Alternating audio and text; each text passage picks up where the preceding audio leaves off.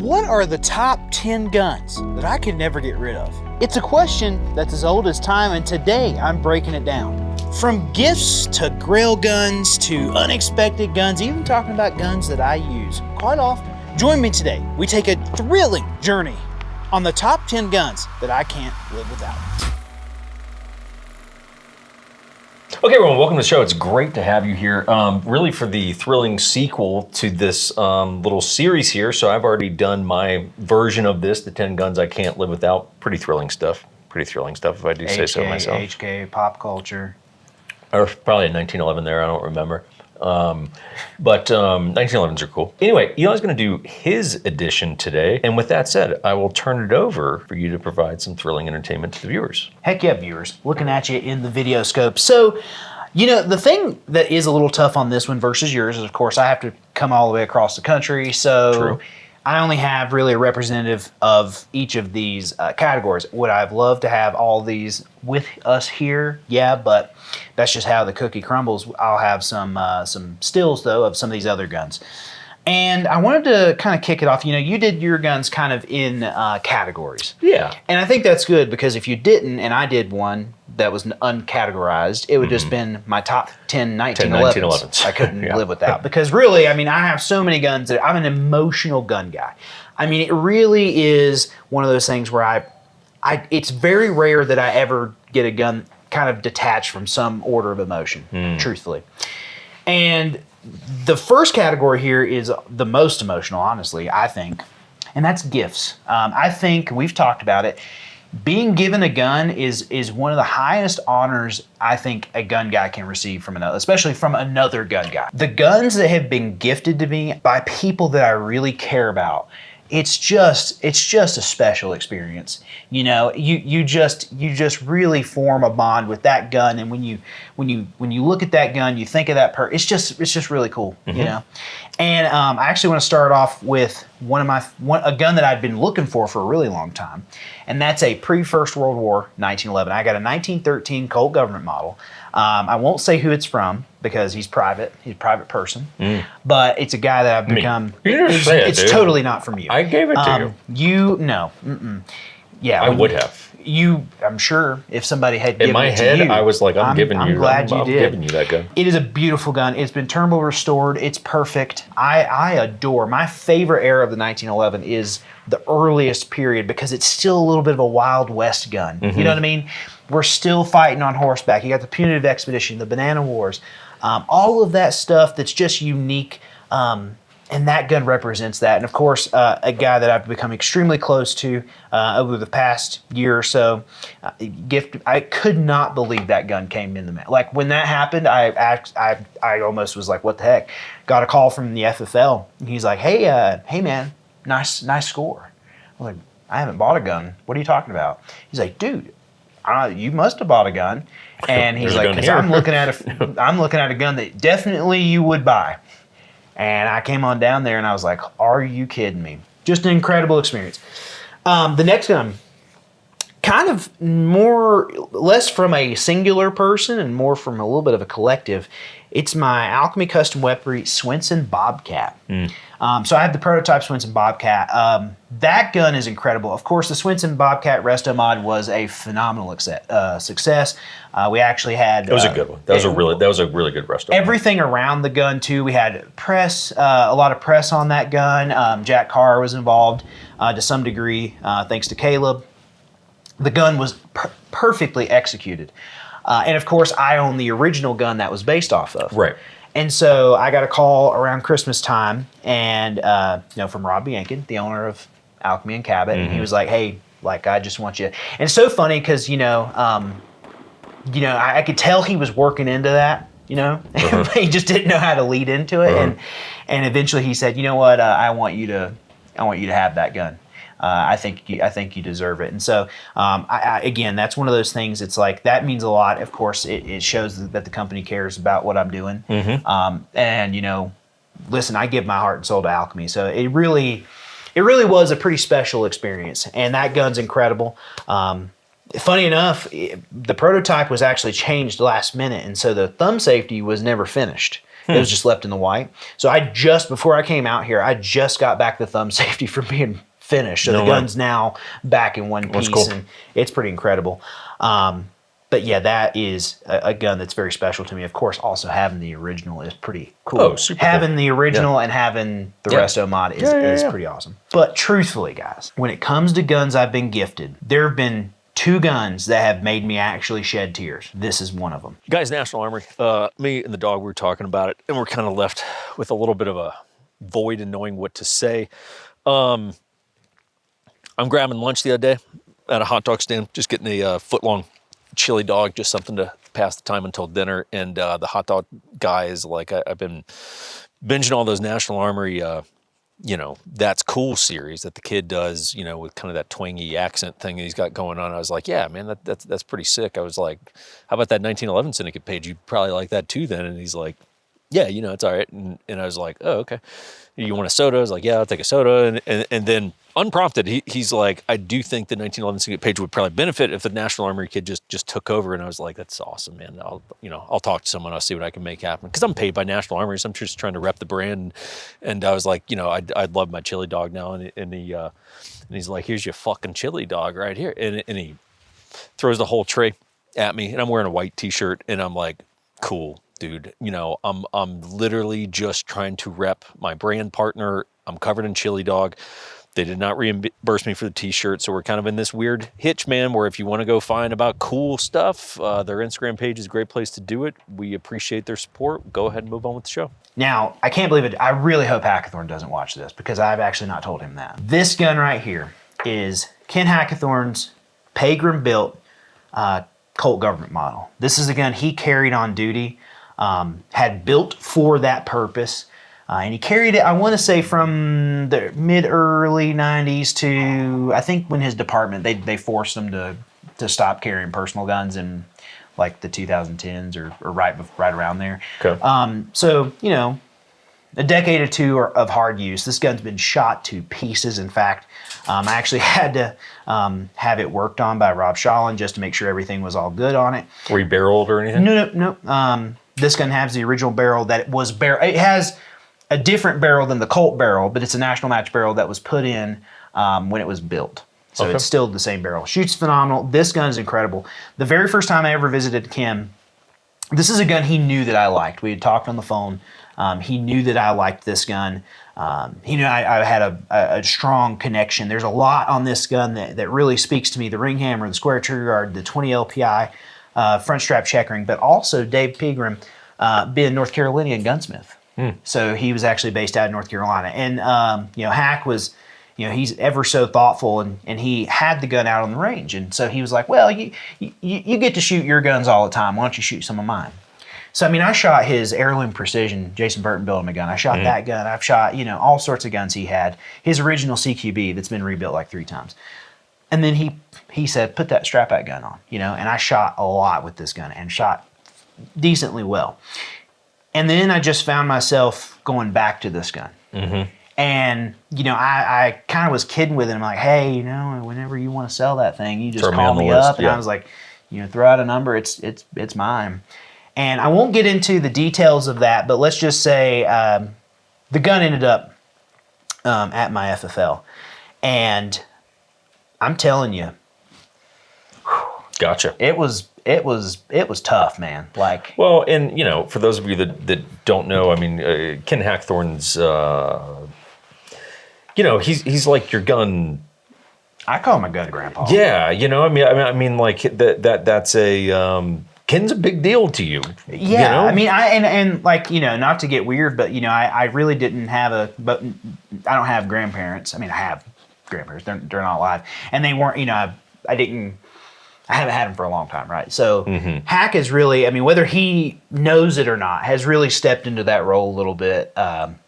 Maybe he doesn't even want to be in it. It's too bad, Hack.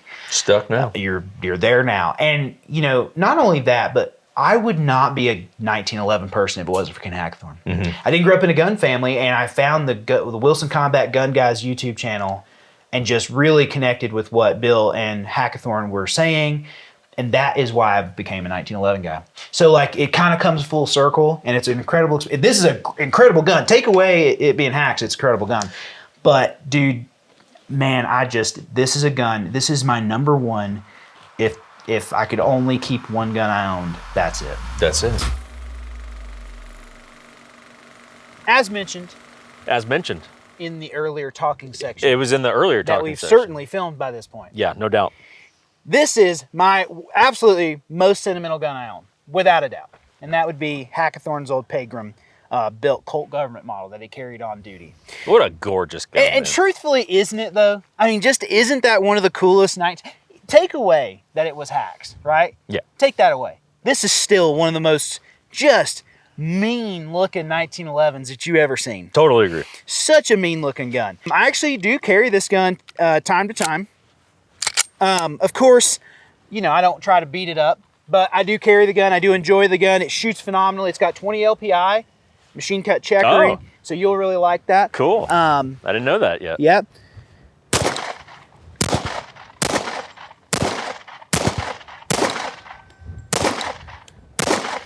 Nice group.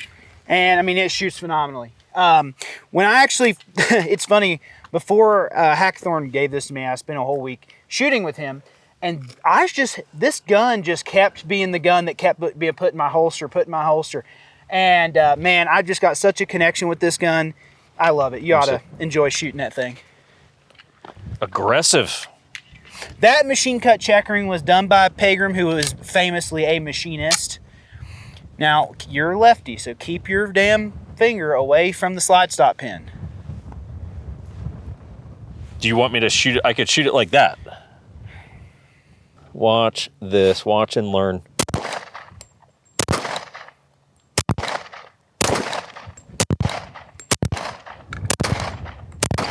Look at that group, folks. It's a great shooting gun. I mean, it really is a great shooting gun. That's a great shooting gun. Good trigger. And actually, I do really quickly want to say, I did have to have Shalin work on that gun just a touch when I got it, because that gun had been shot so much that the hammer hook was reduced to like 14 thou. So we had to put a long sear in it, change the hammer hook angle. So the trigger actually is not as good as when I first shot it, but I have all the original parts still, but it's still very, very, very good shooting gun. Badass gun. I love it. Okay, everyone, we got a doodle behind the set there, hanging out in the chair with old Crispinator. Here's what we're doing. Now we're going to go a little bit of a direction that we've talked about this many times, which is we believe it's very healthy and very like a sign of a gun guy to have what we call Grail guns, right? And I have had Grail guns. This was a category that we had inside of my episode, and frankly, I've got more Grail guns to talk about than we could get inside of that video, and I'm sure that is the case for you. Absolutely it is. Yes, and this was tough for me. This really was, especially in the past year from when this is filmed, because I've pretty much nailed down all of my big Grail guns within a year, which was just nuts. Yeah. It was just nuts. It was one of those things where just all the stars aligned on a constant basis. But kicking off the Grail guns thing, I mean, we've kind of talked about this. What's a gun that every gun guy should own?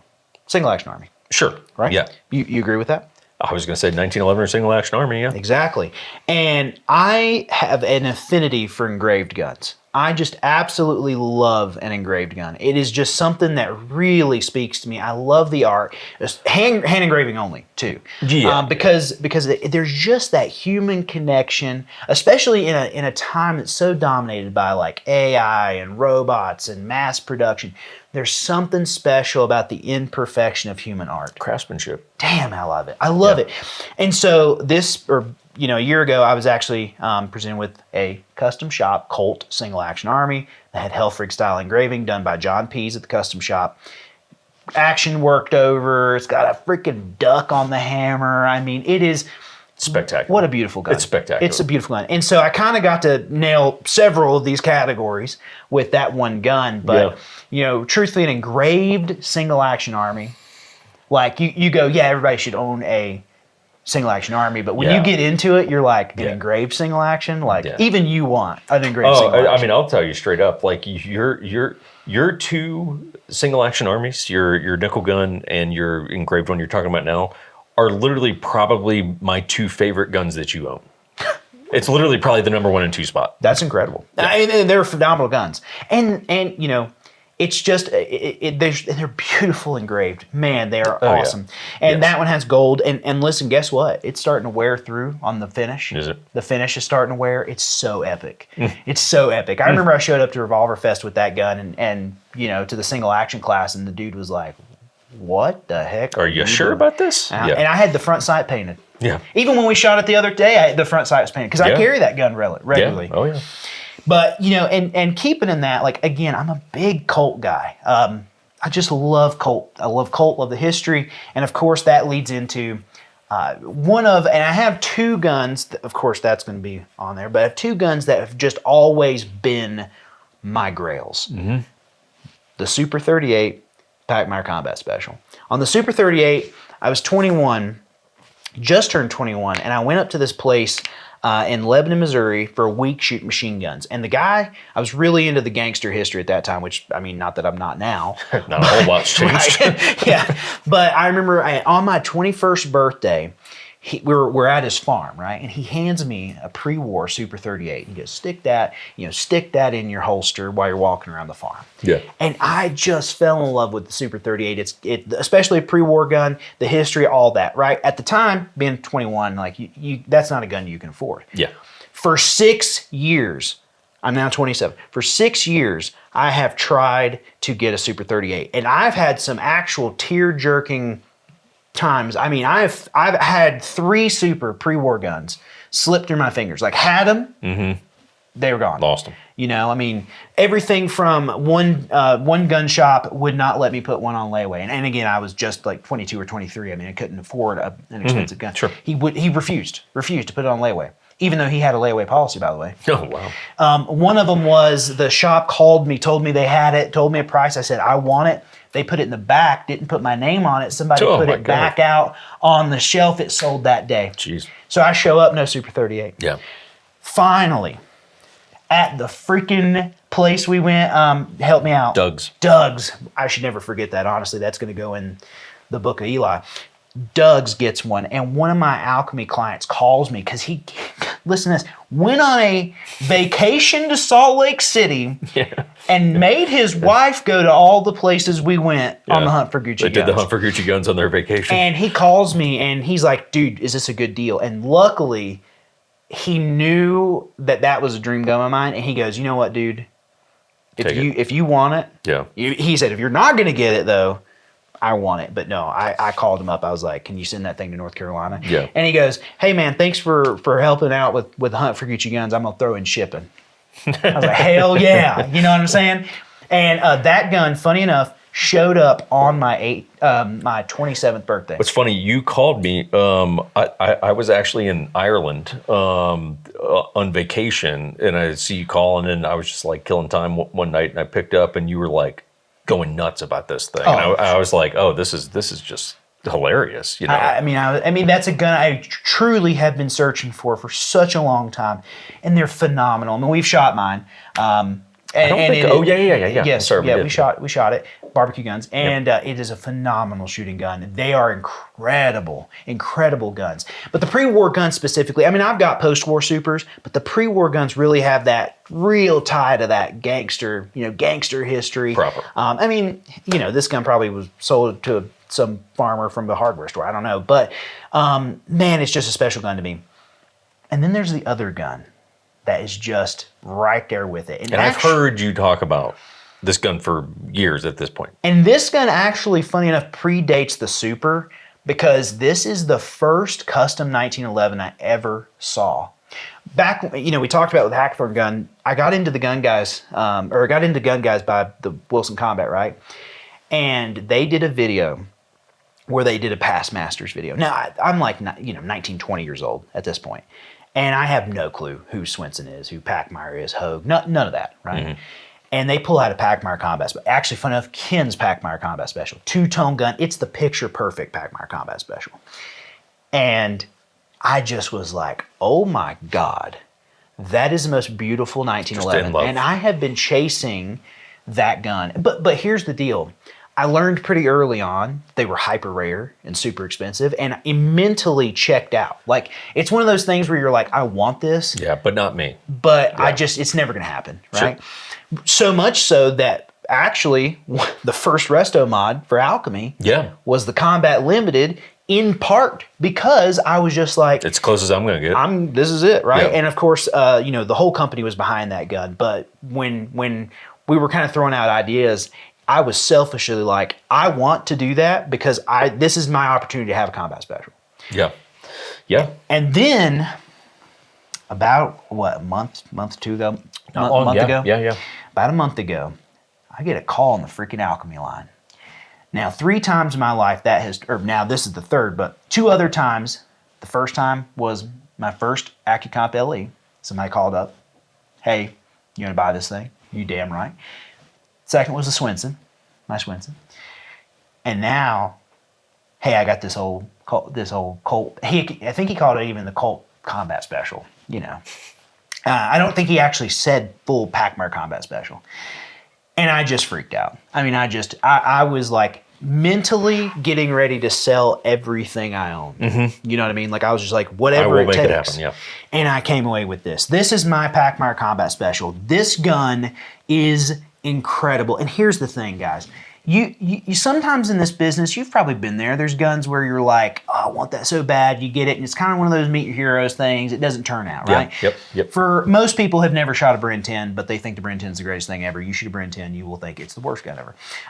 That's going to make people mad. But the Packmar Combat Special, I truly was like, I don't care if it's good or not. I just need this in my collection. Yeah, sure.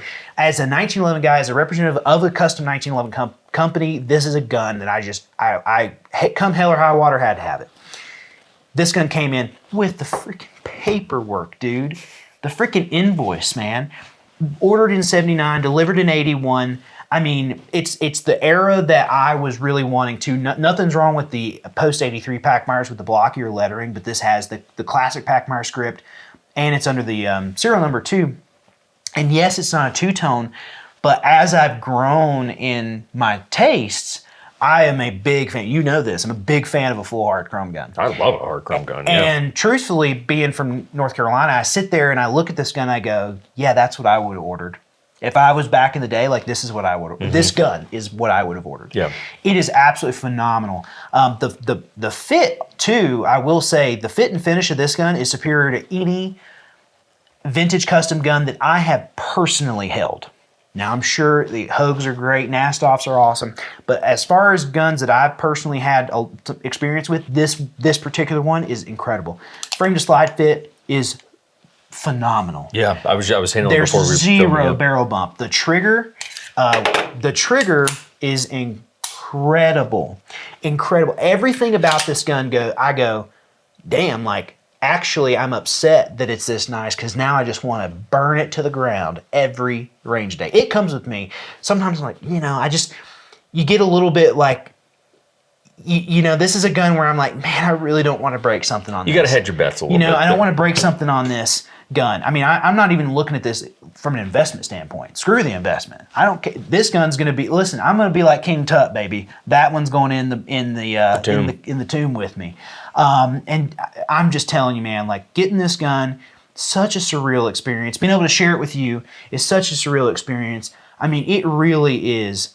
It was the gun, Ken Hackthorne was the guy who got me in the 1911s. This is the gun that got me in the 1911s. And truthfully, I'm still sitting here, hey, am I waking up anytime soon?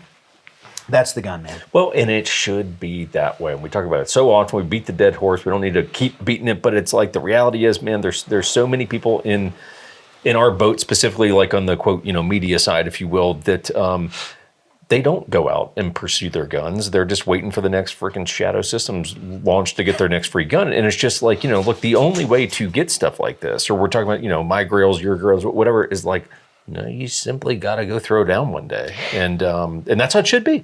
That's how it should be. And I'll tell you, just the last thought on this, and I used to be that guy, I'm like, yeah, what's a reasonable Grail gun? Like somebody would say, hey, what's your Grail gun? I go, Packmar. Well, what's one that you actually get? Mm-hmm. I can't express to you enough when you get your real Grail gun. Yeah, dream big, kids. When you get the real Grail gun, you're like, dude, truthfully, that gun had it for a month. I have not seriously looked at another gun to sell or to buy, excuse me.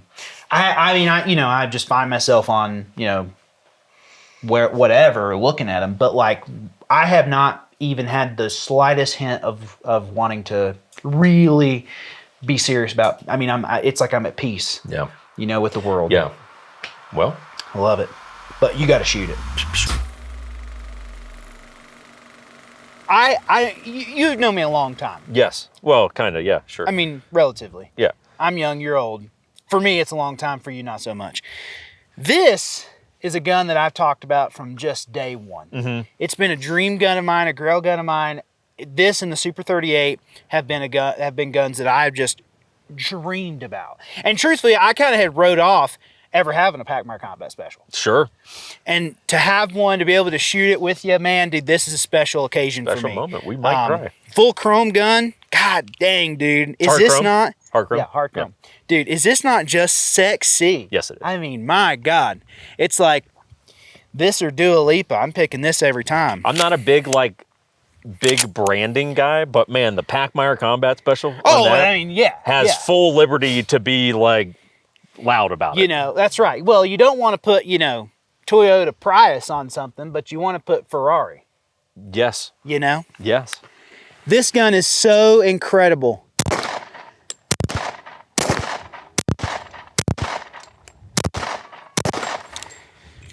Dude. Oh, drop my Packmire mag. That's a, not easy don't to worry replace. about that. But dude, is that not an amazing shooting gun? Well, I don't know. I haven't shot it. Oh, well, yeah. Well, here, shoot it. And here's the thing. It could be. Here's the thing. There are moments on HK Syndicate here where you get an opportunity to see the 1911 Syndicate come out. And come on, who's getting a freaking Packmire Combat Special out on the freaking range? Dude, that trigger's got deep grooves. It's so nice. Probably, it doesn't feel good after a long time, but just for this.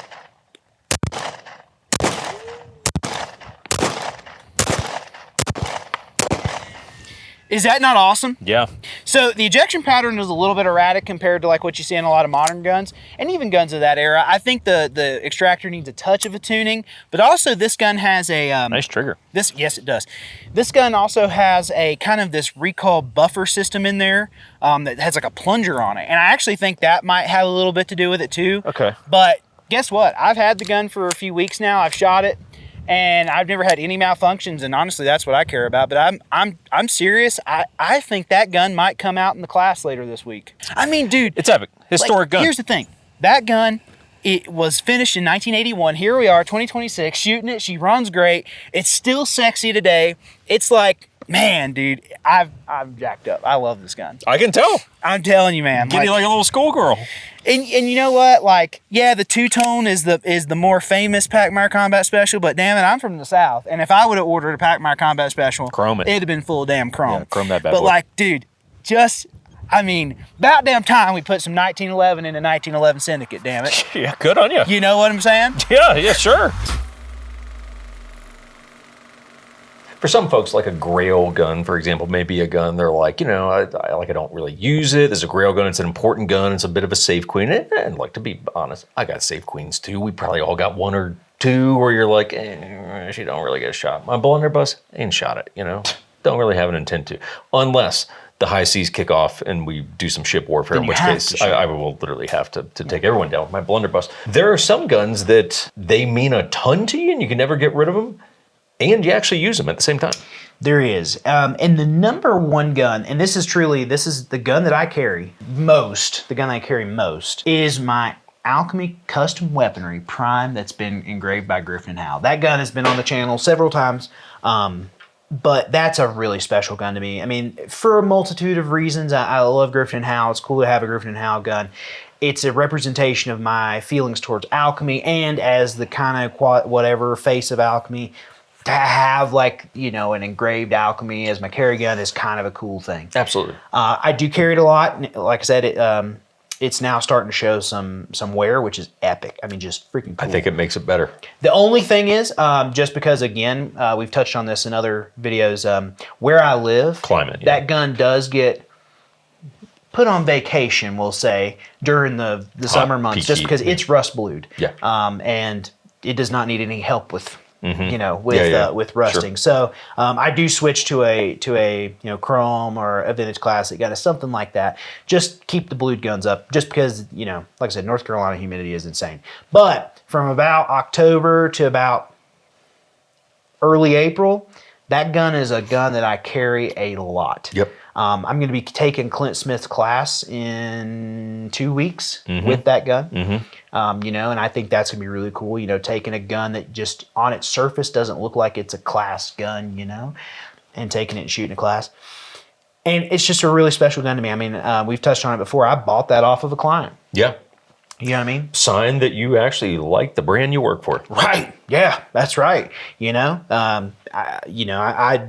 I really do. I mean, I really love Alchemy. I mean, and this isn't even really me trying to throw in a freaking ad. I mean, I just really resonate with Alchemy. Yeah. I mean, you've told me many a times just driving in the truck or whatever, you're like, man, if I didn't work for Alchemy for some reason, I'd still be an Alchemy, I'd still be an Alchemy fan. Yeah, and what's funny is like, I look for used Alchemies for sale all the time. Yeah.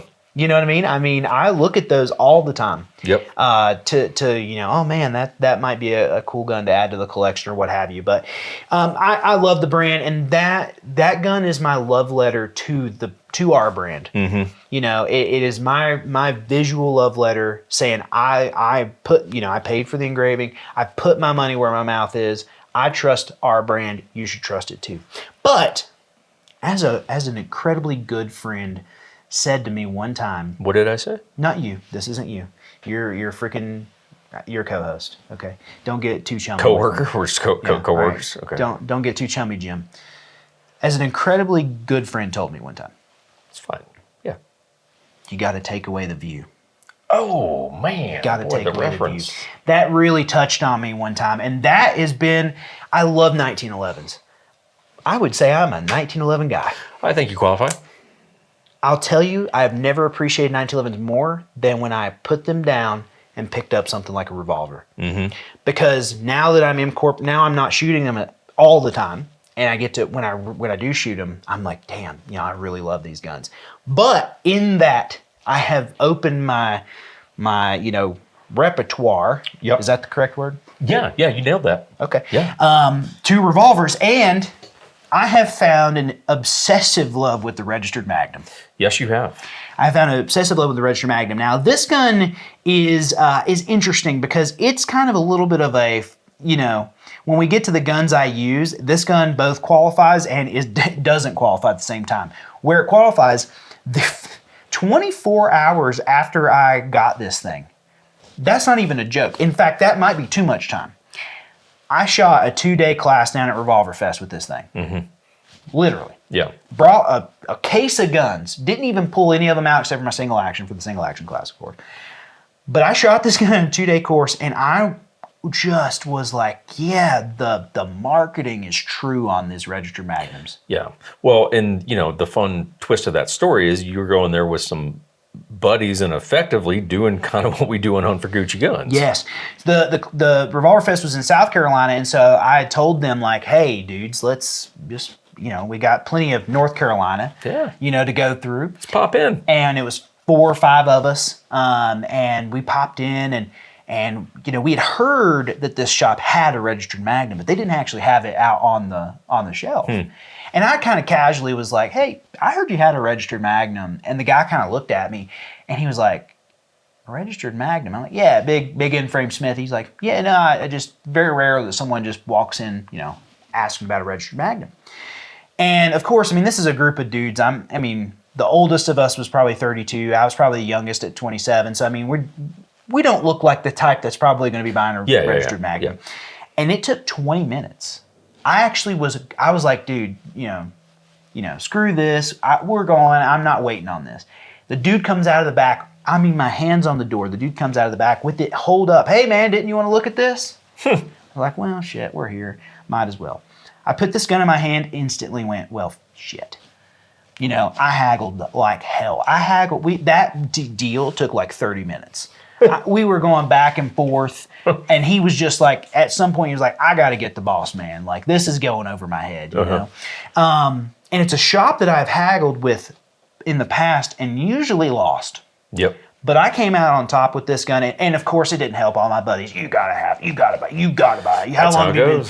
You know, and peer pressure is a powerful thing. And so then, you know, like I said, I shot it for 2 days after that.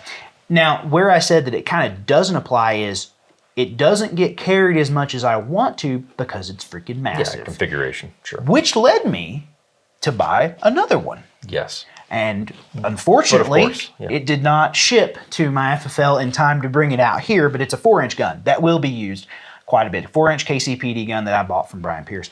And unfortunately, it didn't ship out here quick enough for me to get it, but that's okay. I still use this gun. I have carried it, but, and you're going to love this, open carried. I've open carried this. That would make more sense. I've open carried this quite a bit, but it's a fabulous gun, shoots well. I'm very confident in my abilities with it, and man, it's just like a cool thing to be like, yeah, I carry a registered Magnum, or yes, I've carried a registered Magnum. Just really cool. This, by God, is a registered Magnum. Truthfully, its government name is Registered by God Magnum. And let me tell you something, dude. Finest double action revolver ever made. Production. I mean, I'd put it up against a lot of custom guns too, but yeah. I mean, but you see how I knew that though. Correct, right? Yeah. You're learning. And this gun, obviously, I picked up pretty sentimental. I took a 2-day class at the Revolver Fest with it, which you just don't see that very often. No, not really. No. You don't see that very often. Fabulous gun to shoot. Real quick, a little shooting tip for you, folks at home. If you've got a probably we'll call it 1970. You could probably even go 1960. But you got an early Smith & Wesson gun, definitely pre-war guns. You definitely want to be shooting lead bullets out of it. It's just easier on the barrel. You get more barrel life out of it. Just trust me on that. So my registered Magnum only gets lead ammunition. Yep. Shoots really nice. It's 38 special. This gun right here is going to be very pleasant to shoot. So we shot it in the barbecue guns. And you said you are holding pretty substantially low, correct? I'm probably holding 3 inches low. Okay. But we're also shooting at like so this gun has a 60-yard zero with 38 high vel, which for the time was 38.44. Not 100% sure, but this went to a cop in the suburbs of Chicago. Awesome. Pretty cool. Chicago gun. Yeah, especially in 1937. Yeah, I mean, this thing could have. Possibly. It could have done some shit. It's just such a smooth action. You just. But a very long trigger. Well, it's called long action. Yeah, I understand. Boy, that shoots nice. Look at that. Perfectly staged shot. I'll go to the head. Perfectly staged. Break the shot. Staged. Shot. Stage. Shot. Dude. How shootable is that? It's a great gun. And, here's the thing again. I mean, we're looking at guns 1937, 1920, or it's 2026 now, of course.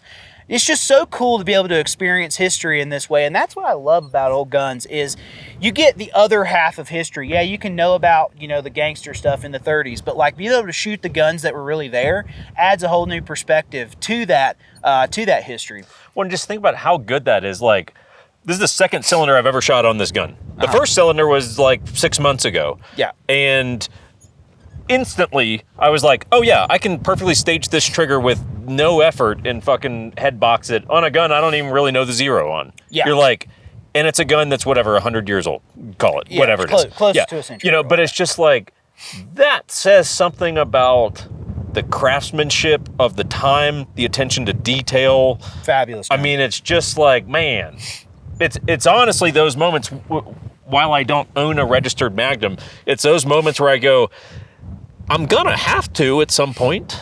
It's truly like if you're really serious about revolvers, it's like it's the one. It's kind of the gun.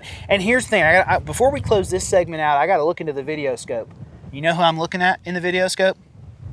You, Jake Pierce. I should have had a 4-inch registered Magnum for this part of the video. Son of a bitch. But you didn't get it to me in time. I have a 4-inch registered Magnum too, but he didn't ship it to my FFL in time. And he so should feel we just bad. decided to use my 6-inch gun, Yeah. 6.5-inch gun. Yeah. So I want you to feel bad. I want you to feel bad. I want you to really think about this when you're going to sleep at night. Repent. So when we were doing this video, right, and I'm sitting here like basically with a list of 20 revolvers and 1911s because I'm such a handgun guy. I was like, you know what would be interesting? Guns that I obsessively love that I don't think many people know because I don't really talk about them much. Yeah. Unless you just really, know me. Talk to you too much, yeah. Yeah. And so I call them my wild card guns because these are guns that I just really love and they're so out of place. They're a bit of an irrational outlier in your world of guns. Truly, especially with being such a big 1911 revolver guy, right? And the first one is a gun that I love so much. I actually can't even express. Yeah, it's very odd. And you hear about it all the time. Yes, it's like very I odd. call you randomly. I'm like, have you heard the good news of the Steyr AUG? Yeah, he's obsessed with I them. love it. And here's the deal. I loved it before I got my old one. Yeah. And then I got my old one. Yeah. And now I'm really damn on the spectrum with them. I have 2 Steyr AUGs. One's a newer gun, all tricked out, all that cool stuff. But what I've always wanted is an original Steyr AUG. And I have now a pre-ban A1 Steyr AUG. Yeah, that's the way. It's freaking sick, dude. The optic is perfect. It was zeroed right out as soon as I got it. I mean, the trigger is actually pretty good. I have a full arid trigger job on my my modern Steyr AUG, and so I expected the worst, right?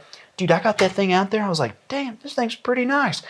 It's lightweight. It's so freaking retro, dude. It's the most vintage, futuristic gun I've ever handled. And I love it. It's Carl's gun. And see, that's the thing. Like, that's not even really. I can't actually point you to where that came from. Where me wanting the Steyr AUG came from. Not that. Where me wanting a Steyr AUG cannot. Like, it's almost like one day I just. It wasn't a pop culture thing for you. No, none. Not at all. Interesting. I cannot even understand where that thought came from. It's like you saw the lines and you were just like, "That's weird," and I gotta have it. I don't know, man. It's just a gun I just love. God, I love it. And I visited I visited Steyr USA back at my old job, and I don't know. I can't tell you, man. I wish I knew. It's just got you. I love it. It's like so irrational much. love. I love it so much. And actually, funny enough, I cannot tell you the last time I actually shot one of my AR-15s. Yeah, neither can I. Like, probably the last time you shot it was when you shot my little Heat clone last year. I have not touched my AR-15 since. I'll shoot my AUG, and I shoot it like, seriously. But, dude, I just really love the gun. I think the gun has a lot of merit. Yeah, it's great. I wish, actually, funny enough, I really was trying to find a way to get that thing here because I just think you would really love it, the original one. Oh, I dig it. Yeah, no, it's super. Obviously, you being left-handed, that's your inconvenient problem. But hopefully, one day we'll do another Steyr AUG video because I actually went back and watched yours. Like, I got the shipping confirmation. Yeah, you should probably not watch that. You know how it is. You're like excited about your gun, so you're watching all the YouTube videos. Like, oh, Jake, who's this guy? I know that guy. Click, and then it was just like, what the what? Yeah, it was before we knew how to make good videos. Yeah, I don't watch stuff past 3 years ago. Yeah, well, we need to do a new one. So, Yep. So, and I have I believe I have a 9mm kit for that gun squared away. So Sick. hopefully that'll be coming too. Because I'll get one at some point. That gun's sick. And another gun, and this is going to take an even dramatically different approach. It's very different. Is this Purdy shotgun. Now, there are some of you unwashed and uncleansed people that might go, did he just say that was a pretty shotgun with a southern accent? In a way, yes. But also in a way, no. This is a James Purdy & Sons hammer ejector gun. And let me tell you right now, if they knew that I owned this, they would be pissed off about it because I'm not in the tax bracket to own this gun. No. But some stars aligned. My dudes at Griffin and Howe, man, they really took care of me. I was able to make a quick shift. Yep. And boom, I got a freaking shotgun from England, traditional, bespoke, London best gun. And I am obsessed with it. I started going to Griffin and Howe when I started with Alchemy, actually, funny enough. That was one of my first work trips, was to Griffin and Howe. Mm-hmm. Super intimidating, by the way. To go there, you never really, this is the first outing representing the company. And if some of you don't know what Griffin and Howe or Hudson Farm is, you could go watch a video, shoot, maybe 2 years old by the time this is out, but probably one of the best videos we've ever done. Phenomenal. And it's Phenomenal. I think, hands down, the best gun club that exists in the United States. And even as a Southerner, I can't believe I'm saying saying this about anything above the Mason-Dixon line. It is almost like a happy place. Oh, it's incredible. I have a work trip there every year, and to me, it is not even close to a work trip. It is a vacation. And anyways, it's funny. I had Tweed with me, dude, and we had a cancellation of an event the third day we were there, and I pulled the trigger on this thing, and they were like, "Well, do you want to go shoot it?" And I was like, "Yeah, I want to go shoot it." But of course. And I was in the full Tweed. Yeah, I said your background photo when you call me is that, and it's just always such a kind of strange photo to see of you. I know, but it's epic. You're in a field acting like you're, Downton Abbey. Yeah, it's odd. It's epic. This gun, real quick, I want to talk about it real quick because, of course, it's in front of us. This gun is a hammer ejector Purdy side-by-side shotgun. It was built in 1897. Great year. It has been not restored, refurbished is kind of the word I want to use. It was a part of a two-gun set. It's actually marked with that on the top of the barrel. It's part of a two-gun set. They were split, I think Purdy said, in the 60s. They were split. I do know who this gun was shipped to originally in 1897, and that is actually one of the coolest parts about this gun. This gun was shipped to the Lord of Zetland, the Marquis of Ireland. Which, to my understanding, is the Duke. I mean, he's basically of Ireland. He's pretty high up there. Yeah. Your people would have not liked him. Which seems weird because my people would be the Irish people, and this guy sounds like he's the man in Ireland. Yes, for the English crown. Well, I don't like that. I figured you wouldn't. Yeah, we're a nice, potato Guinness folk. Part of what you just said is true. Well, I drink Guinness and the taters. Enjoy you don't potatoes. even okay. Anyways, so this gun is phenomenal. It's finished in traditional English rose and scroll, which I actually find to be an incredibly attractive style of engraving. I actually would love to incorporate that on a 1911. Yeah. I actually really would. The gun is actually set up for me pretty perfect, which is just phenomenal. Checkered buttstock. I believe it's a 6-pound, 11-ounce gun, perfectly balanced on the forearm. And the other thing too, this is a hammer and ejector gun. Yeah, it's cool. It's really cool. We'll show you when we go to the range. It's really neat. It's a really cool gun, and that was a little bit of an oddity at that point in time. But the fact that I get to hold kind of an English, there's a little bit of a nobility in this gun, but there's nobility in the Purdy name. I mean, they're a royal gun maker. Yeah. There's a little bit of pride in that, and this is a gun that to me is as much art as it is a gun, and it's like and I'll tell you, what the best part about it is? I really don't even know. I've watched everything I can watch on Purdy, by the way. They don't have enough content out by it.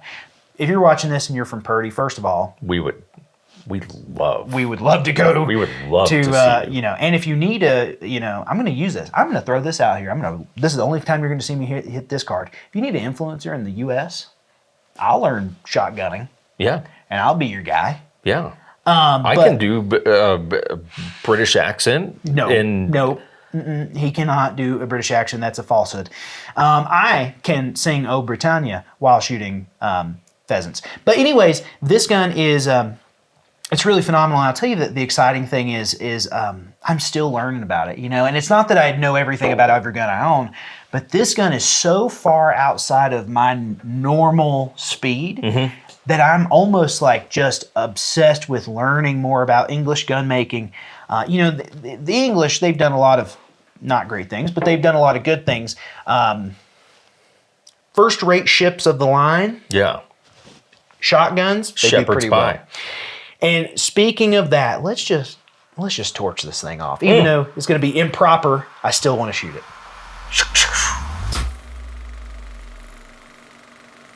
Here's a gun I just don't think I would ever really be known for. But when I tell you that it brings so much joy to me, you really have no clue. I fell in love with these guns, you know, a few years ago. Obviously, this is not a cheap gun. No. I mean, even this one, not being even as expensive as they actually are, was still Substantial. expensive. And I just love British long arms. I just really do. I think they do really, really cool stuff. I've got this. I got the Wesley Richards. I've got a Lee Speed. Yeah, you don't know Lee anything Speed. about that. Yep. But this is a fabulous gun. And when we talk about history, dude, 1897. Great year. 1897. 1897. And by the way, when I hold this gun, refer to me as Lord Duckworth, because this gun went to a marquee. Lord the Duckworth. No, I don't know what that was. That was definitely not good. Now, listen, folks, we're going to just shoot this straight into the targets. The last, actually, I don't want to shoot your clips. I'm just going to shoot it into the bank. The wind is picking up. It's literally blowing the target. It's blowing the target. I don't want to shoot his clips with shotguns. Normally, you would shoot this gun in a driven bird situation, but we are neither driven nor with birds. There's no birds out there. So let's just give a couple of rounds. This is cool too. Hammer ejector gun, which is a little uncommon of that time period, and the ejectors work fabulous. This gun is incredible. So I'm literally, even though the straight stock is set up for shooting like this, I'm just gonna put it in. Okay? Yeah, you know, send it. And then the ejectors, right at your peasant gun loader. That's you. I'm that guy? Yeah, you're that guy. I don't want to be that guy. Well, too bad. Is it set up for a left-handed shooter? Oh, no, actually, no, it's not. In fact, fun facts for you there in the video scope. The stock is actually moved off. So the stock is not straight per se. It's actually moved off. So when you bring the gun up as a correct-handed shooter, it puts the gun more in front of you rather than you having to come over to the gun. Now, you're going to have to kind of... Is this? Yeah, no, yeah. It's actually not too bad, right? You would get at the hinge. At the hinge. At the hinge. There you go. That's a little more proper. And I would, you know, Step up. spot the birds. I do say it, boy. Step up. And then you have to sing, Oh, Britannia. Oh, Britannia. Britannia rules the waves. I don't give a shit. I'm doing it. Well, okay, that's good. I thought it would have a little more spread than that. That's okay. And then you just toss them at your gun boy, which would be me in this situation. And then you would just load my gun for me. Yeah, and that's another thing too. Truthfully, we did this incorrectly because I should have never loaded the cartridges. You should have loaded them for me. But such is life. This really is an awesome gun though. You know, it's one of those things too that I know people haven't even really seen one of these in person, much less shot them. Yeah. You know, It's a thrill. It's really fun. Of course, it's chambered for the 2.5 inch 12 gauge, so it's very light recalling. Yeah. You could shoot like, not that you necessarily would take this for a full day of hard clay use, although I do have plans of that. It doesn't beat you up over time. This is a 6 pound 11 ounce gun, I believe. 6 pound 11 ounce gun. And just a couple more things. It has been re-sleeved. So it's nitro proof, which means we can shoot modern ammunition. And that's really good because, you know, it's hard to get 2.5 inch shells anyways. Yeah. But at least now you don't have to go 2.5 inch and like black powder. Yeah. So it's a fabulous gun. It's a beautiful gun. I mean, it really is art. Rose and scrolling, man, just a special gun. Okay, we're wrapping up the video here just to address what might have been a white elephant of sorts in the room. If you're looking at this microphone and you're like, was there like a splooge that happened on this microphone? It was a pudding incident in a recent video. If that video's out, that actually didn't clear we're up. hoping this is pudding incident in a recent video doesn't make you actually sound better. Listen, me and Eli were making a video where there was a lot of pudding involved. Okay, I think they call it a bukkake. So how would we wrap up this, what was a very classy video up until this point? Well, correct. No, listen, hey, thank you for joining me as I go through some of these guns. Man, I think guns need to be, people who really assign this unemotional tool aspect to their, yeah, sure, there are Missing guns out, like man. that, but man, you're missing out. There has to be that emotional connection when you're into something. Like if it is your hobby, you know, like if you're a cop that's like not a gun guy, you carry a gun for work, whatever. But like if this is your hobby, you go out of your way to be a part of the firearms, I'm going to say it, community. Oh yeah, man. Community. That's an community. Influencer buzzword, by Yeah, the it way. is. Yeah, it is. But you really ought to pick up some emotional guns. And I challenge you, make your own top 10 list. Sit down, really. And you have to sit there and think, man, if I got all these guns, I'm sitting here and I'm like, well, you know, none of them I'm really would put down on a list. That might be Get rid of them and start be a over. problem. Yep. You know, I really think that you ought to take that opportunity because you really will, when you sit down and make this list, you really will go, man, I really appreciate this because of this. Yeah. You know, and I remember famously, I kind of said something to you in one of our videos, and now I'm sitting here going, that was a dumb thing to say. I've said a lot of things like that. Tell me more about it. Yeah. Actually, that's a large part of our videos. Yeah, go on. But I once said, buy the gun, not the story. I I find myself so often realizing that the story is what makes the gun. That's the gun, man. Man, that's my top 10. I hope that you can take something from this, go to your own collection, kind of think about what your top 10 are. I really appreciate you giving me the opportunity to get on the spotlight on this one. I enjoyed your top 10 as well. Yeah, it's lovely. For everyone watching at home, we appreciate it. Don't forget to eat your pudding. We will talk to you next week. Swallow your pudding. I'm rolling. I do say it, boy. Rolling with the shotgun. That's pretty good. No, it's actually not. You are terrible at accents. What time is tea today? See, that's How about that? That right there was the best British accent you've ever done. Not too fucking bad. That's the best. Pass the sandwiches, please. No, you're losing it. You're losing it. One more. Come on. Watch where you're walking, peasant. Try that one. Watch where you're walking. Nope. Nope. Where did that come from? Blimey, watch. Nope. You see, you need to talk here. You're talking here. I have to talk higher. Yeah, that's what I'm saying. You want to do that weird dropping voice thing you do.